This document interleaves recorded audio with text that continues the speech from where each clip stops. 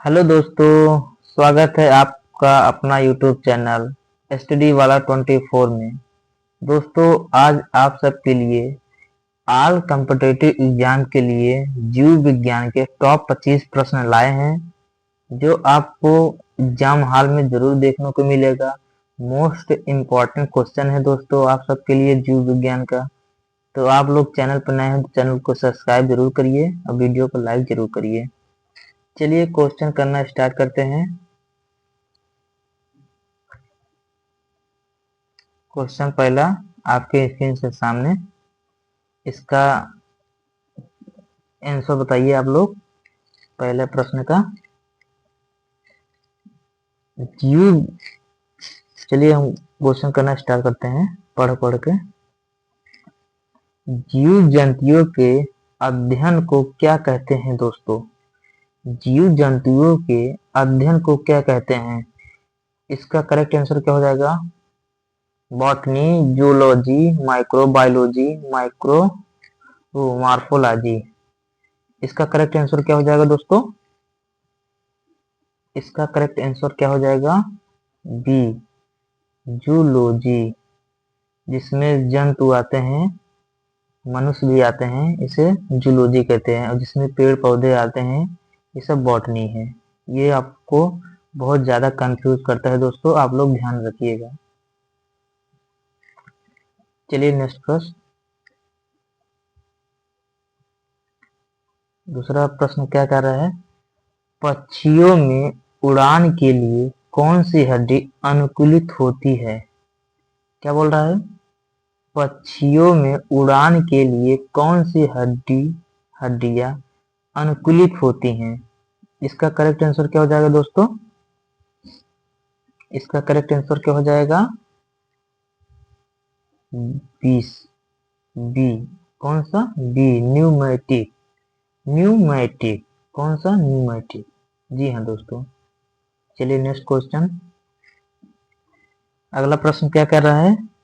मनुष्य की लाल रक्त कणिकाओं में कौन सा अणु पाया जाता है? इसका करेक्ट आंसर क्या हो जाएगा? इसका करेक्ट आंसर क्या हो जाएगा? बी, कौन सी? हीमोग्लोबिन। हीमोग्लोबिन। चलिए नेक्स्ट प्रश्न। प्रश्न चौथा। मनुष्य के शरीर का सबसे बड़ा ग्रंथि कौन है? इसका करेक्ट आंसर क्या हो जाएगा? मनुष्य के शरीर का सबसे बड़ा ग्रंथि कौन है? इसका करेक्ट आंसर क्या हो जाएगा?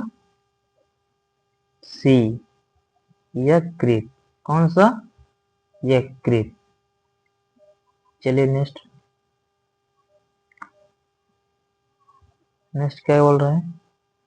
मधुमक्खी किस प्रकार का सामाजिक कीट है?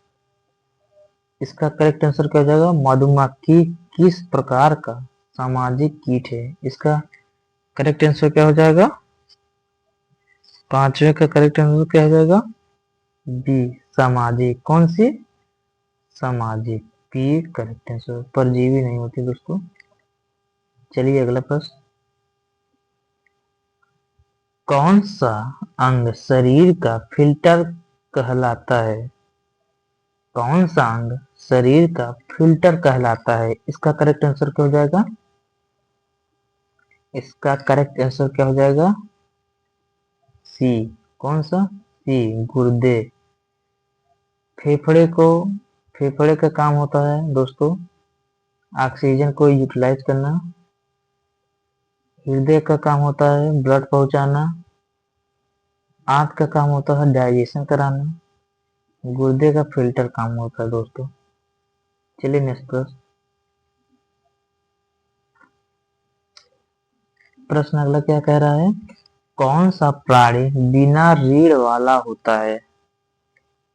कौन सा प्राणी बिना रीढ़ वाला होता है दोस्तों? इसका करेक्ट आंसर क्या हो जाएगा? बी, केचुआ। केचुआ जो होता है इसके रीढ़ नहीं होता। चलिए नेक्स्ट क्वेश्चन। मच्छर किस रोग का वाहक है? मच्छर किस रोग का वाहक है दोस्तों?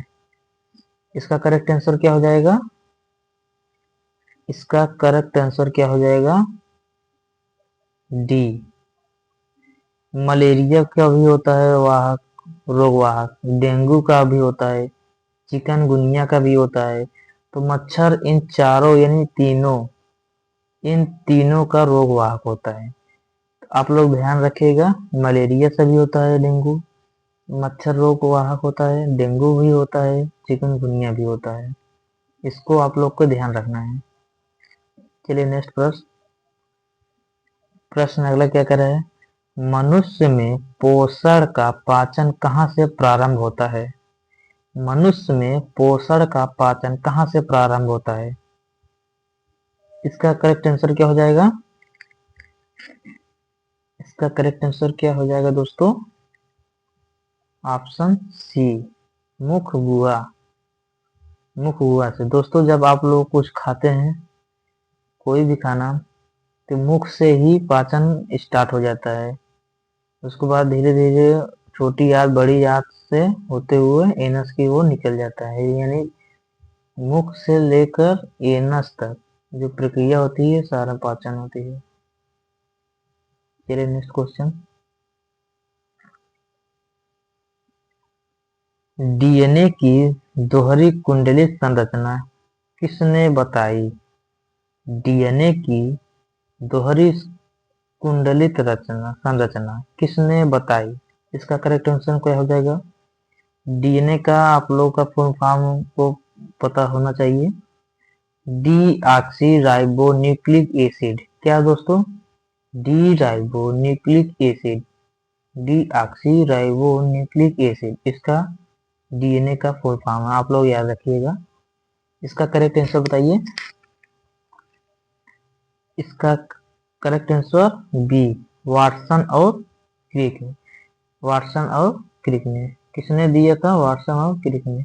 जो इस प्रकार स्ट्रक्चर होता है दोस्तों, जैसे ऐसे हो गया, ऐसे होता है, इस तरह के स्ट्रक्चर होता है इसका संरचना, जो डीएनए और यानी वाटसन और क्रिक ने दिया था। आप लोग को ध्यान रखिए, स्ट्रक्चर जरूर याद रखिए, ऐसे रहता है। चलिए नेक्स्ट प्रश्न।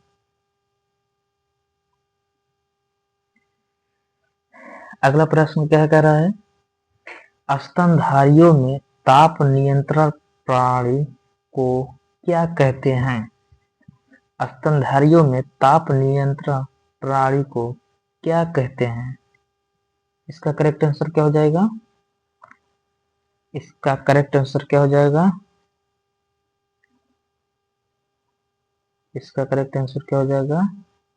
बी, उष्ण रक्तता। चलिए नेक्स्ट क्वेश्चन। चलिए नेक्स्ट प्रश्न है आपके स्क्रीन सामने। इसका करेक्ट आंसर बताइए। मछलियों में श्वसन किससे होता है? इसका करेक्ट आंसर क्या हो जाएगा दोस्तों?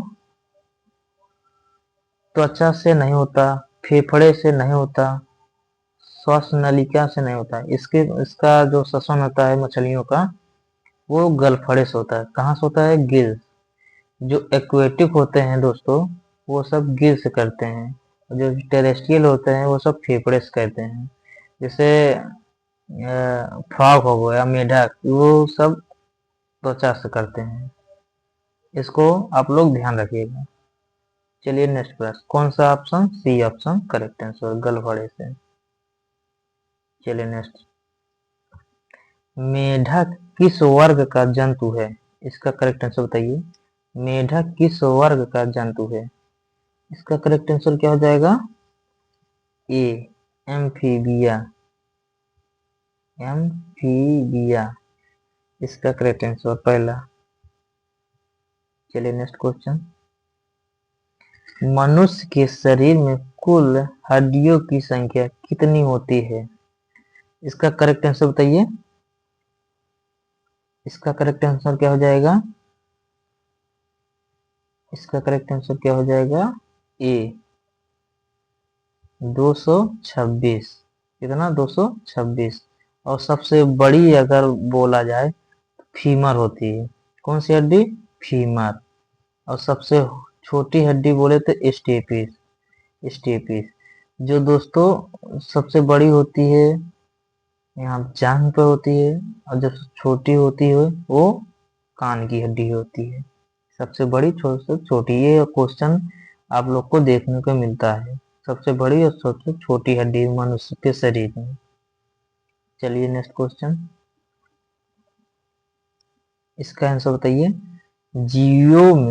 जीवों की वंशानुक्रम की इकाई क्या होती है? इसका करेक्ट आंसर बताइए। जीवों की वंशानुक्रम की इकाई क्या है? इसका करेक्ट आंसर बताइए। इसका करेक्ट आंसर हो जाएगा बी, जीन होता है दोस्तों। नेक्स्ट,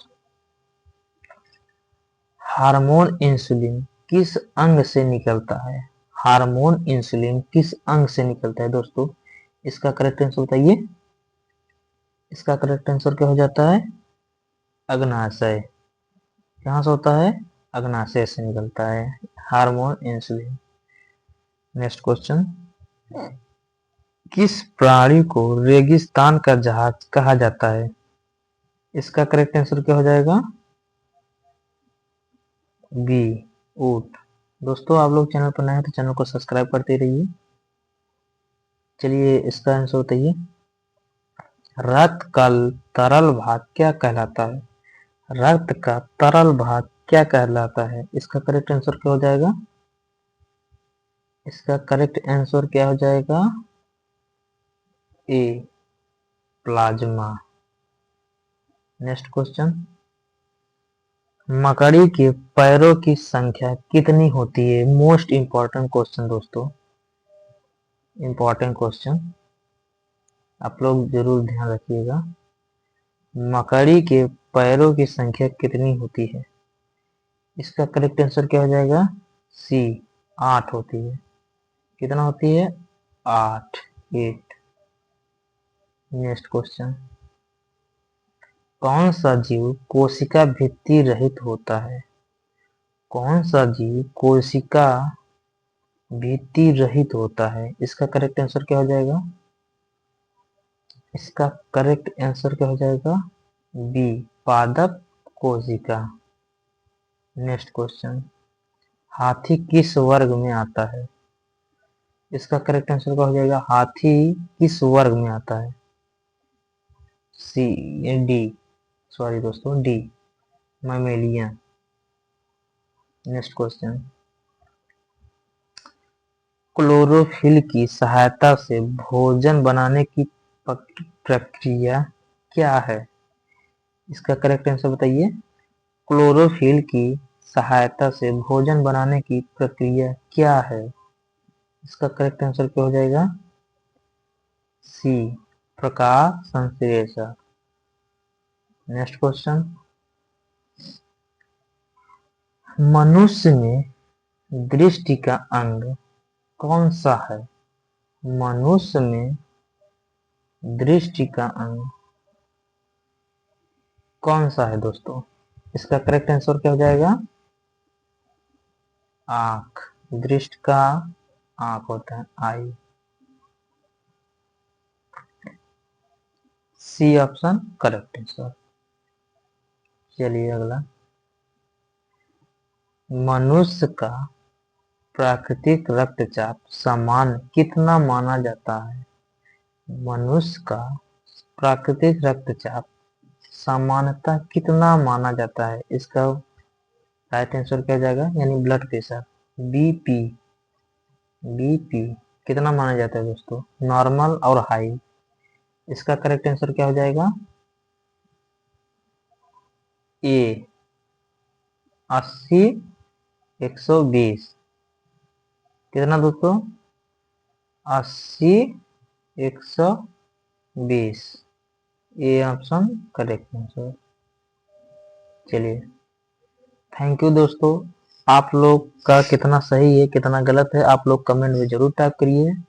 और वीडियो को ज़्यादा से ज़्यादा शेयर करिए और चैनल पर नए हैं चैनल को सब्सक्राइब करिए। चलिए मिलते हैं अगले लेक्चर में।